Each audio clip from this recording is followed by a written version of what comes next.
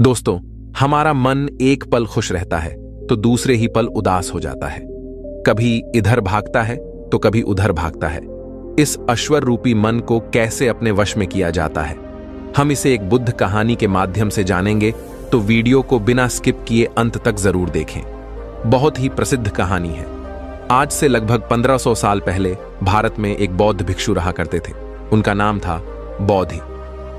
पूरे बौद्ध धर्म के इतिहास में गौतम बुद्ध के बाद अगर कोई सबसे ज्यादा प्रभावशाली और प्रसिद्ध बौद्ध भिक्षुक हुए हैं तो वह बोधि धर्मा ही थे। गौतम बुद्ध के बाद बोधि धर्मा ने ही बौद्ध धर्म को सबसे ज्यादा फैलाया था।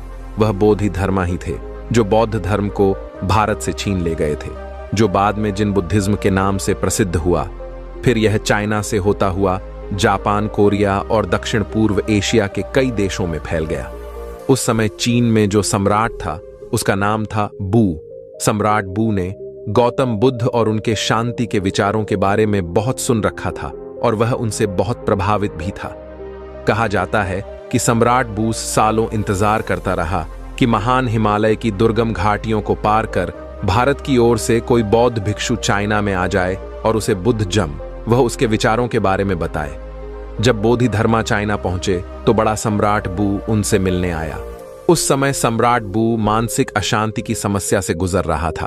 उसने बोधि धर्मा से कहा, मैंने बहुत कोशिश की, हर तरह से प्रयास करके देख लिया, लेकिन मेरे मन में शांति नहीं है। यह हर समय भटकता रहता है। क्या आप मेरे मन को शांत कर सकते हैं? बोधि धर्मा ने कहा, कहाँ है तुम्हारा अशांत मन, दो मुझे, मैं उसे अभी शांत करके देता हूं।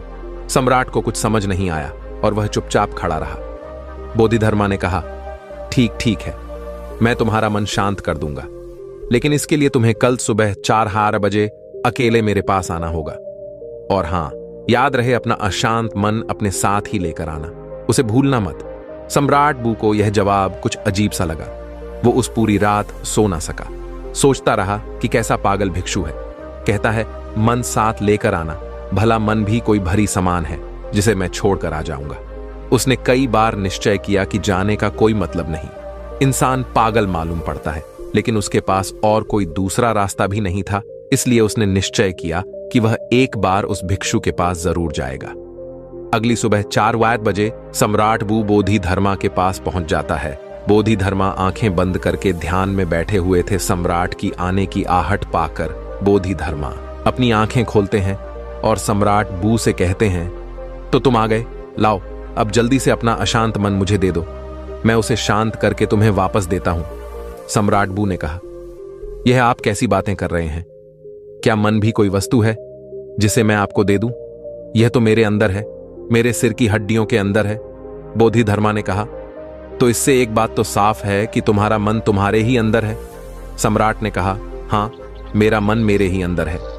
बोधि धर्मा ने कहा, तब फिर तुम अपनी आंखें बंद करके बैठ जाओ और अपने उस अशांत मन को अपने भीतर खोजो।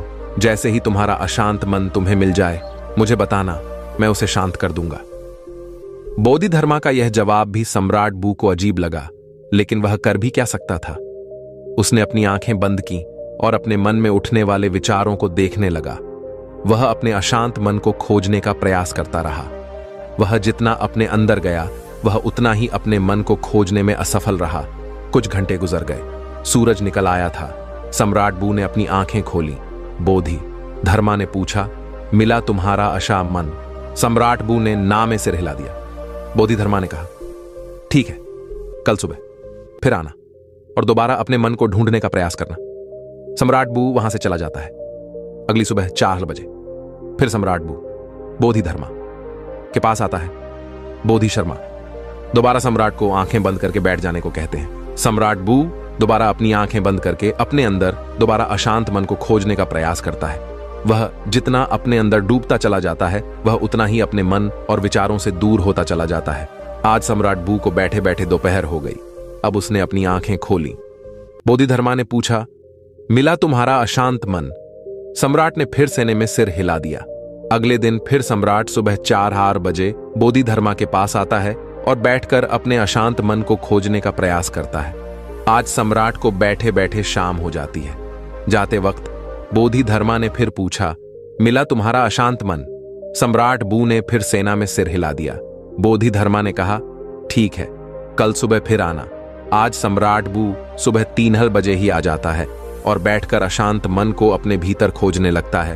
पूरा दिन गुजर जाता है, पूरी रात गुजार जाती है, लेकिन सम्राट बू अपनी आंखें बंद किए अपने अशांत मन को खोजता रहता है। बोधिधर्मा भी सम्राट के पास बैठ जाते हैं।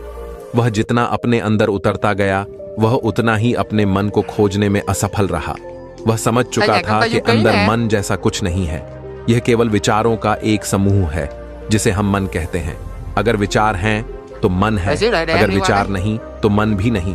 जब अंदर मन जैसा कुछ है ही नहीं तो इसके साथ कुछ किया भी नहीं जा सकता जिसे हम मन कहते हैं। यह तो सिर्फ वह विचार है जो हमारी अचेतन अवस्था में हमारे भीतर उठते रहते हैं। अगर हम हमारी चेतना में आ जाए और जागरूक होकर जीने लगे तो यहां विचार जैसा कुछ नहीं होता। सम्राट ने अपनी आंखें खोली। बोधिधर्मा ने पूछा, मिला तुम्हारा अशांत मन? सम्राट ने कहा, अशांत मन तो नहीं मिला, लेकिन वह शांति जरूर मिल गई जिसकी मुझे तलाश थी। मैंने जब तक मन की तलाश नहीं की थी तब तक मैं बहुत परेशान रहता था, लेकिन जब मैंने तलाश की तब पाया कि मन जैसा कुछ नहीं होता। बोधिधर्मा ने कहा, जब भी तुम्हें अशांति महसूस हो तब आंखें बंद करके बैठ जाओ और अपने अंदर देखो कि यह अशांति कहां है, और तुम्हें तुम्हारे अंदर कोई अशांति नहीं मिलेगी। लेकिन हां, जब तुम खोजो तो तुम्हें तुम्हारे भीतर एक ऐसा इंसान जरूर मिलेगा जो बहुत ही शांत चित्त और स्थिर है। जैसे कि सम्राट बू ने महसूस कर लिया था कि मन कुछ और नहीं बल्कि हमारे विचार ही मन है। हम अपने विचारों पर नियंत्रण करके अपने मन को नियंत्रित रख सकते हैं। अगर हम अपने जीवन में देखें तो हमारे चारों तरफ ऐसे लाखों लोग हैं जो मानसिक अशांति से परेशान हैं। वह सभी इस मानसिक बीमारी से बाहर आना चाहते हैं, लेकिन उन्हें पता नहीं कि इससे बाहर कैसे आया जाए। और अगर कुछ लोग इससे बाहर आने का प्रयास भी करते हैं तो कुछ शुरुआती असफलताओं के बाद वह हार मान जाते हैं और फिर यह मानसिक अशांति मरते दम तक उनके साथ रहती है। कई बार कुछ मानसिक विचार शारीरिक दर्द से भी ज्यादा दर्दनाक होती है और यह इंसान का जीवन बहुत मुश्किल बना देती है। लोग इस मानसिक अशांति से गुजरते हैं क्योंकि वह कभी भी अपने अशांत मन को खोजने का प्रयास नहीं करते। वह कभी भी अपने भीतर झांक कर यह देखने का प्रयास नहीं करते कि असल में इस मानसिक अशांति का कारण क्या है। जैसे कि हमने इस कहने में देखा कि मन जैसी कोई चीज हमारे अंदर नहीं होती। असल में मन हमारे अंदर उठ रहे विचारों का समूह है, क्योंकि हम अचेतन तरीके से बस कुछ भी सोचे का रहे हैं। कभी बीते हुए कल के बारे में 100 सोचते हैं तो कभी आने वाले कल के बारे में। इन विचारों की भागा दौड़ी में हम यह भूल ही चुके हैं कि जवान ना तो भूतकाल में है और ना ही भविष्य में। जीवन तो आज में है, इसी पल में है जिसे हमने जीना ही छोड़ दिया है। अगर हम अपनी चेतन अवस्था में रहना सीख जाए, जागरूक होकर अपने अंदर चलने वाले विचारों को देखना शुरू कर दें, तो धीरे धीरे हमारे अंदर उठने वाले विचार कम होना शुरू हो जाएंगे। क्योंकि तब विचारों को उत्पन्न होने का समय नहीं मिल पाता, क्योंकि हमारा मन ज्यादा तभी सोचता है जब यह अचेतन अवस्था में होता है। इसलिए जैसे जैसे हमारी जागरूकता बढ़ती जाती है, हमारे विचारों की उठने की तीव्रता काम होती चली जाती है, और जब हम विचार शून्य हो जाते हैं तो हमारा मन गायब हो जाता है, और यह हमारे लिए मुसीबत नहीं बल्कि खुशी और शांति का स्रोत बन जाता है।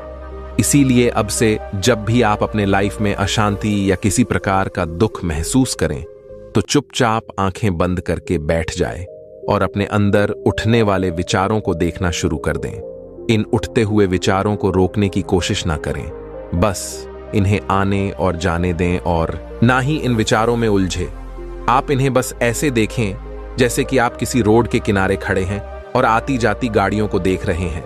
गाड़ियां आती हैं और जाती हैं, ऐसे ही विचार आएंगे और जाएंगे। आपको बस उन्हें देखते रहना है।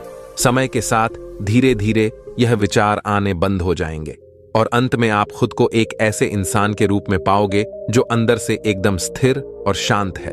दोस्तों, ऐसे ही जीवन को बदल देने वाली वीडियो देखने के लिए हमारे चैनल इंस्पायर्ड बुधा को सब्सक्राइब जरूर करें।